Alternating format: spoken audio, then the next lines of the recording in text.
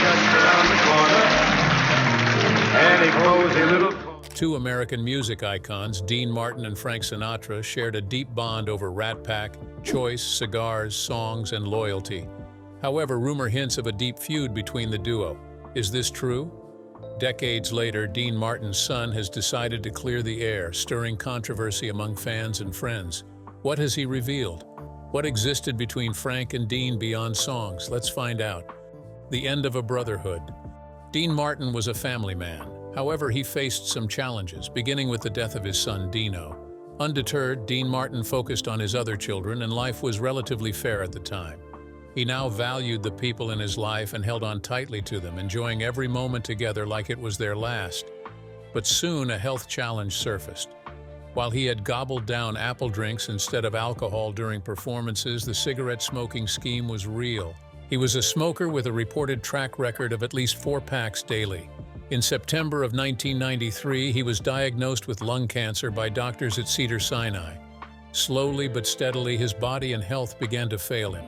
The tumor was discovered in his left lung after years of respiratory issues and health warnings. The doctors recommended surgery that could remove the diseased lung, but he declined the offer. He refused aggressive treatment and rather opted for comfort and privacy instead of prolonging the inevitable. A family friend and former road manager then affirmed in Dino, living high in the dirty business of dreams by Nick Tosches in 1992, that he didn't want chemotherapy, he didn't want pain, he just wanted to go on his terms. He retired from the public eye in 1995, signaling the end of an already declining career for the one-time darling of the screen. During this period, he granted no interviews, lived quietly in his Beverly Hills home, and rarely left his house except for quick drives or an occasional meal at La Familia, his favorite local restaurant. By 1995, his health had deteriorated rapidly, and there were physical signs of weakness. However, Sinatra never stopped checking up on him, although he was beginning to go through a health decline. Their conversations were private and were filled with love and respect, highlighting the basis of their friendship from the start.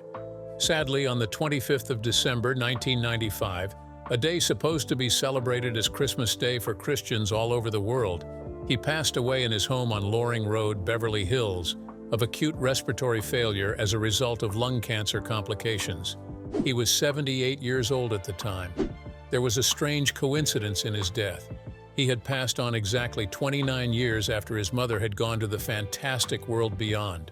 Sadly, the King of Cool was now a thing of the past. The memorial held in his memory was a quiet affair, as he had requested no grand funeral with no accompanying spectacle. It was held at Westwood Village Memorial Park Cemetery, where he was laid to rest very close to his parents and son. The Dean Martin "Everybody Loves Somebody Sometime" inscription was written on his headstone. People with Sinatra noted that the news deeply affected him, even though he didn't speak to the press or attend the memorial. He later passed at the age of 82 on May 14, 1998. Dean Paul Martin, Dino. If there was one thing Dean Martin was vocal about, it was his love for his son, Dean Paul Martin Jr., who was born on the 17th of November 1951 and was the eldest of his 8 children from his 2 unsuccessful marriages. He was not just his father's favorite. He was handsome, charming, and highly talented, popularly known as Dino Jr. He didn't just have his father's name, but also his charisma. He was determined to make a name for himself outside of the web built by his father. While still a teen, he formed a pop group with some childhood friends like Desi Arnaz Jr. and Billy Hinchey. The band consists of a trio named Dino, Daisy, and Billy. It was launched in 1964 and could be easily called a success with one of their essential performances, the opening for the Beach Boys. While his father's name opened doors for young Paul, he possessed awe-inspiring talent both for singing, writing, and connecting with audiences in his own right. However, he wasn't only focused on music. He later pursued a professional tennis career and eventually an aviation career. He joined the California Air National Guard and trained as a military pilot, where he found his purpose and peace and took his job seriously. His former bandmate, Billy Hinchey, said, "Dean Paul wanted to earn everything independently. He didn't want to live off his dad's shadow." Dean Martin was noted to be quietly proud of his son's independence, and while people close to them said they weren't overly affectionate, they all agreed that their bond was undeniable. However, tragedy struck on the 21st of March, 1986. While on a routine training flight in his F-4 Phantom jet, he and his weapons officer crashed into the side of a mountain in the San Bernardino National Forest during poor weather, and his jet disappeared for a while. During this time, Martin tried all he could to find his son. Nothing was said after the search, and President Ronald Reagan tried all he could by deploying the nation's most advanced spy plane to search for Paul. However, he came up with nothing. Martin himself engaged the services of several psychics to find his son. 3 days later, the search team reached the mountain and discovered the shattered jet scattered across the slope with no survivors. At the time, he was just 35 years of age. Upon hearing the news, Sean Martin's world came crashing down, and his close friends and family agreed that he would never be the same again after the crash. He also withdrew from the public eye, stopped working regularly, and began drinking more. In a 2017 Closer interview, his daughter Dina Martin reiterated, "My father was gutted. Dean Paul wasn't just his son, he was his heart." Dean Paul's loyal friend Sinatra attended his funeral away from cameras, press releases, and any show. The burial was indeed a private affair. He stood beside Dean in the church pews, silent, supportive, and grieving. Perhaps this was due to his losing his mother, the same way a decade earlier on the same mountain. Dina affirmed. Frank came and didn't say a word. He just stood next to Dad the whole time. This serves as a defining moment for healing. And in 1 year, they agreed to go on a reunion tour, tagged together again with the Rat Pack to return him to his once vibrant persona. Martin couldn't stand the tour. He didn't want to party till dawn anymore, but instead he got thrust into concerts. The bright lights were draining him. It was difficult for him to connect with the crowd, and he could not relate anymore to his old friend. He also forgot lyrics, slurred on stage, and even flicked a lit cigarette at the audience once while on stage. He is noted to have told Sinatra that the stage performance wasn't fun anymore. One day, after returning to their hotel, Sammy and Sinatra were in the mood to party, but Martin wasn't game. Later that night, he quietly boarded his private jet back to Los Angeles without speaking to the other two, leaving them to continue the tour without him. That was the last time he was ever in the spotlight. Rumors that threatened the boat of their friendship. Despite the name they had made for themselves as loyal friends akin to brothers, this did not make them immune to gossip. After all, there is genuinely no superstar who has ever been formed without an iota of gossip. In the early 1960s, whilst they were still active members of Rat Pack, their every move was watched, exaggerated, and dissected, especially as they were at the cusp of success, the center of the empire that blended the entertainment industry with politics and nightlife, thus fostering rumors in the entertainment world. Some rumors speculated that Sinatra was jealous of Martin, especially as Martin was carefree and mysterious, stirring up an interpretation that led to rumors of superiority, especially as Sinatra seemed to constantly crave the attention and validation of people around him. Despite these rumors, there was no fact to back up their claims. There were only speculations. Facts have it straight. However, the existing difference between the two made Sinatra admire Martin even more. In 1992, biographer Nick Tosches in Dino, Living High in the Dirty Business of Dreams, stated, "Frank chased fame. Dean ran from it, and that's what made Frank respect him." Some other people speculated that their friendship was more fragile than it appeared, and that Martin disliked Sinatra's involvement in politics and his erratic behavior, which often made one feel at a loss as to how to react around him. However, there is an element of truth to this rumor. Martin did his best to avoid politics, while Sinatra openly campaigned for John F. Kennedy and was close to the elite of the Democrats. However, expressing their differences was never a subject of discourse, as Martin never publicly criticized Sinatra's activism, and Sinatra never pushed Martin to pick a side. There were also rumors of belonging to the mob. This rumor began as both men had ties to the wealthy and powerful in society, especially those in the Las Vegas underworld. Sinatra, for instance, was seen fraternizing with Sam Giancana, the Chicago mob boss, and was reportedly connected to various casino interests. At the same time, Martin performed in mob-run clubs and appeared in venues linked to organized crime. The distinction between them, however, was evident even with this relationship, as Dean Martin was said to have kept his distance. A claim his son, Richie Martin, in That's Amore, A Son Remembers in 2002 affirms, as he states, "My father didn't like drama. If shady dealings were going on, he wasn't part of them. He sang, he left." As for Sinatra, his reputation with the mob lasted for a long time. It is reported that the FBI kept over 1,200 pages of surveillance, informant notes, and photographs, and although he was never charged with a crime, his connections with the mob and their actions were undeniable. Its effect on his reputation was further seen when he was dropped from JFK's inner circle. At this time, Martin was not involved in any of these rumors, nor did he involve himself in any way with the claims. Even when they got angry due to the canceled visit to Sinatra's Palm Springs home, Martin safely kept out of it. Then another rumor began to circulate, and as years went by, Martin and Sinatra grew further apart, a rumor that held elements of truth. By the mid-1960s, they saw each other less as Martin focused more on movies and solo concerts. At the same time, Sinatra wrestled more with aging and his insecurities, but this did not necessarily mean they had a personal discord. Their relationship transcended the business space and was built on trust and friendship. Not once did Martin ever sell out Sinatra and vice versa. Even Sammy Davis Jr. agreed to this, as in his 1965 interviews, he is said to have stated that Dean didn't talk much. But when Frank got out of line, all Dean had to do was give him that look, and Frank would stop. On the 7th of June, 1996, Dean Martin's 46th birthday, they both decided to make a toast at the celebration organized to mark the day with their usual flair. The setting was the iconic Polo Lounge at the Beverly Hills Hotel. Beyond his birthday, Martin was fast rising to become the highest-paid entertainer of the era, as he featured in movies, music, television shows, and the regular Las Vegas deals. At the time, Sinatra was 50 and was deeply in love with the 20-year-old Mia Farrow. The party was loud and featured some other stars. However, this party offended some other lounge patrons, like billionaire Frederick Wiseman and Franklin H. Fox, who had come to discuss their children's upcoming marriage.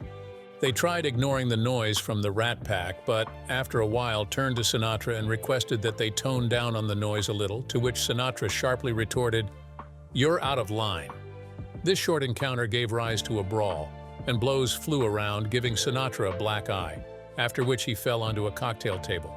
People around said that Sinatra had made a biting comment about Wiseman's glasses, thus leading to his rage. After receiving the blow, Martin stormed off, only to return in a full-blown rage, and the heat of the moment flung Polo Lounge's signature pink telephone and hurled it straight at Wiseman's face, thus knocking him unconscious. Another account is that Wiseman had landed on the bare floor with a sickening thud, shattered crystal, rumpled tablecloth, and a toppled ashtray. The security rushed in, but the Rat Pack ran for their safety while hustling Sinatra out before the police arrived and the paramedics wheeled Wiseman out on a stretcher. Their personalities were different. Sinatra was naturally broody and very emotional, while Martin was not naturally invested, as he could easily detach and was very charming to all. Nick Tosches in 1992 characterized Sinatra as someone who constantly chased applause and recognition. At the same time, Dean, as he often referred to Martin, was said to be one who walked away from applause as if it did not matter to him. At first, their relationship was like unboxing a present. Curious but excited, Sinatra was initially unsure about their ability to be friends. Kaplan's The Chairman reveals that Sinatra viewed Martin as a nightclub comic who sang on the side. However, this view changed with time. Their genuine friendship began budding around 1953 to 1954, when they both underwent mutual personal and professional transition. During 1949, Frank Sinatra underwent a significant personal and professional decline as he developed a vocal cord hemorrhage and temporarily lost his voice entirely in a performance at Richmond, Virginia, after which his doctors advised against singing for a few months. Also, with the end of the significant band era, his popularity with the Bobby Soxers had become a thing of the past. This was evident in the low turnout for his concerts and the failure of his 1949 single "Bop Goes My Heart" to top the charts. He had also been involved in political scandals and failures in the movie industry, as The Kissing Bandit was said to be a box office disaster, and he was under suspicion by the FBI for being a mobster. As for Martin, he had broken up with Jerry Lewis in 1956 and was ready to come out on his own after 10 long years of tension, creative imbalance, and personal distance. This leveled the playing ground for Martin and Sinatra, as no one was higher than the other. Even after separating from Lewis, Martin proved that he was worth more than who he was around Lewis, and that Lewis was not the yin to his yang. He went on to release solo music and in 1958 went on to act in movies like The Young Lions. This placed him in the limelight, which Sinatra noticed. He then played a significant role in getting Martin to work with Capitol Records in the mid-50s, especially as he had made a comeback with From Here to Eternity in 1953, an Oscar award, and signed a deal with Capitol Records, thus opening doors to his getting many more roles in Hollywood. This was due to the respect he had built for Martin as compared to other people, and Martin was independent. As James Kaplan rightly put it, Frank has a lot of guys who need him. Dean didn't, and that's why Frank liked him. A rumor once went around that Sinatra had asked Martin why he never requested anything from him, which prompted a, "Because I don't need anything from you, Frank, just pass the wine." Their bond was strengthened in 1958 to 1959 when Sinatra invited Dean to perform alongside him at the Sands Hotel. In this place, Sinatra had an enormous influence. From here on, Martin became a regular, and their joint performances became nothing short of magnetic. They soon became known as the Rat Pack, a name Martin disliked but had to settle for. He became the steady anchor in Sinatra's fast-paced world of intoxicating power, politics, and quality performance. Martin was like a breath of fresh air, especially in Sinatra's often chaotic and egoistic world, where loyalty was often easily bought and questionable. This new friendship brought about bonding, which grew at recording sessions, parties, and poker games. In a few years, they were constantly seen together, either at dinners or simply conversing. They became increasingly inseparable and starred in films such as Ocean 11 in 1960, and live shows from the Sands to other Las Vegas venues throughout the 1960s. In public, they had this deep sense of humor that couldn't go unnoticed, but offstage they were held by a mutual trust, which solidified the basis of the friendship. This bond carried them into the later years and is evident after Martin lost his pilot and teen pop star son to a jet crash during a routine training mission in 1987. An incident after which Martin is described to have never remained the same again. During the burial, Sinatra stood firmly beside Dean with no sense of false air, speech, or performance. In an interview with Closer Weekly, Martin's daughter, Dina Martin, affirmed that, "Frank did not say a word, he just stood with my dad." The following year, they attempted a Rat Pack reunion tour that was set to feature Sammy Davis Jr., Dean Martin, and Frank Sinatra, reviving the magic of their iconic performances. However, after only a few shows, Martin decided to step away from the tour, stating that the experience simply wasn't fun anymore. His withdrawal wasn't entirely unexpected. One would recall that this was in 1988, barely a year after he had suffered the devastating loss of his son, Dean Paul Martin, in a tragic plane crash. The grief still weighed heavily on him, and returning to the stage under such emotional strain proves too much. As a close friend, Sinatra understood the depth of Martin's pain and respected his decision without protest. True to their bond, he never tried to pressure Martin into continuing with the tour. Instead, Sinatra and Davis carried on with the shows, even using a look-alike performer. But for those who truly loved the original trio, the absence of Dean Martin was deeply felt. Upon Martin's passing on the 25th of December 1995, no one knew how to console Sinatra, and he was reported to have said, "It feels like I have lost a brother." Less than 3 years after Martin's death, Sinatra also passed on. Thus, it is safe to say that their bond was built on mutual respect, an in-depth understanding of differences, and trust. It most certainly wasn't merely for media speculation. Dean Martin was the one person who stood out for Frank, who hitherto was used to being exploited, and for Martin, Sinatra was the biggest supporter for every life's toss and turn. What can you say about Frank and Dean's deep bond? Share your thoughts in the comments. Do not forget to share to your friends, like, and hit the subscribe button. Before you go, click on the video displayed on your screen. Martin got home early, and upon questioning by his daughter, his response was, "Frank blew a fuse tonight, he can't let it go."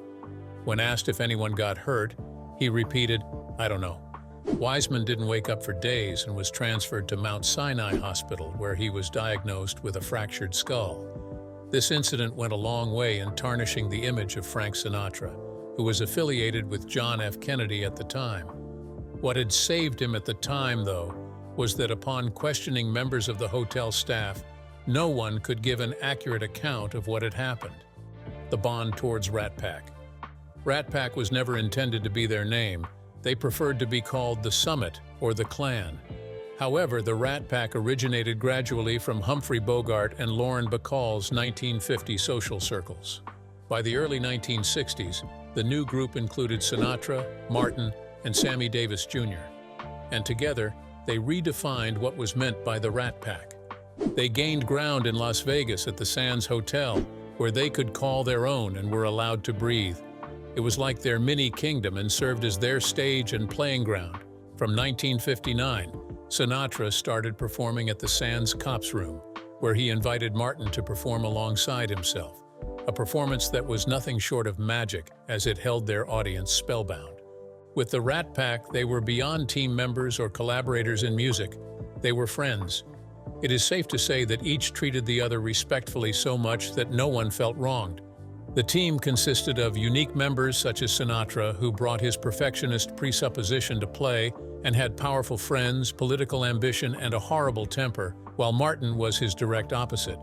He was more reserved and shy and seemed unaffected by the pressures of stardom.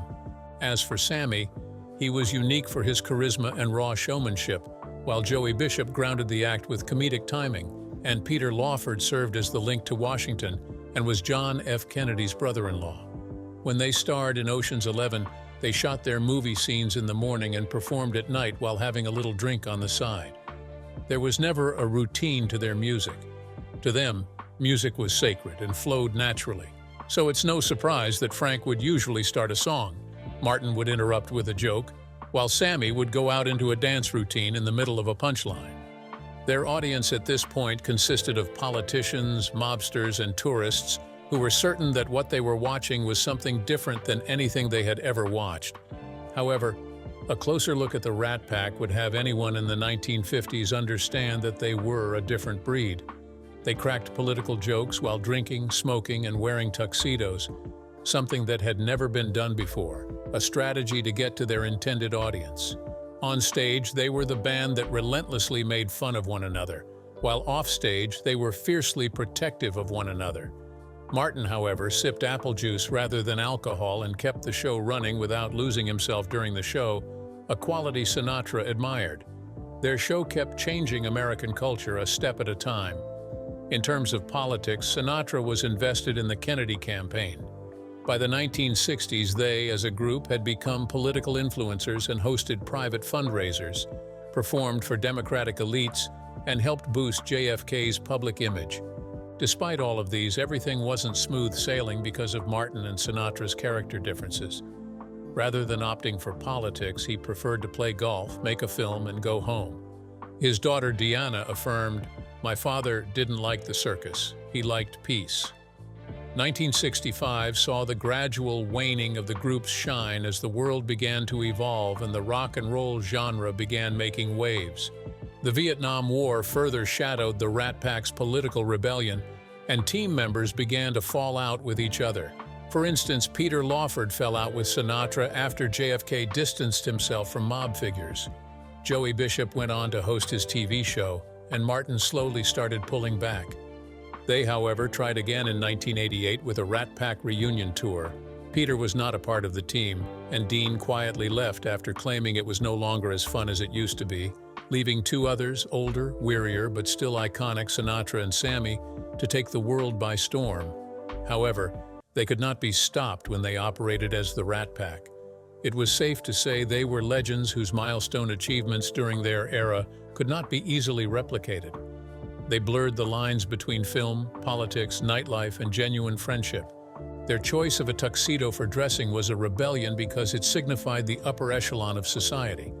Together, gradually working their magic, they proved that showbiz, rooted in genuine camaraderie, could produce something different from anything ever witnessed.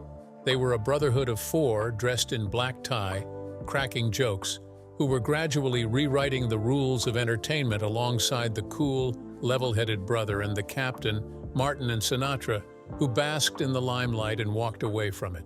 Two different individuals who had come to love each other. A friendship turned brotherhood. When they met, the two icons were on seemingly distinct but quite similar paths. Before this time, Dean Martin, who was nicknamed Kid Crotchet in his earlier years, was formerly known as Dino Paul Crocetti on the 7th of June 1917 in Steubenville, Ohio, as a boxer before his name change in 1943. After this name change, he was called the King of Cool.